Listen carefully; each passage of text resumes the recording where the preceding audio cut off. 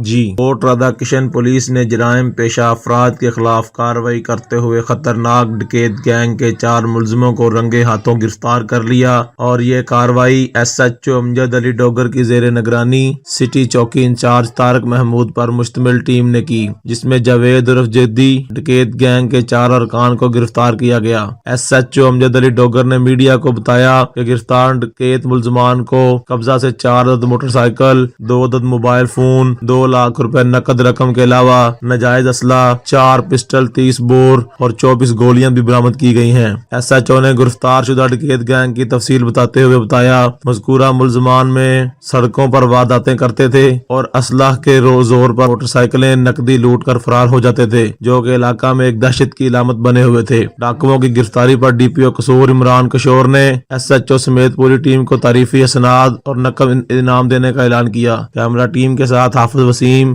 بڑی خبر HD news, کوٹ رادا کشن۔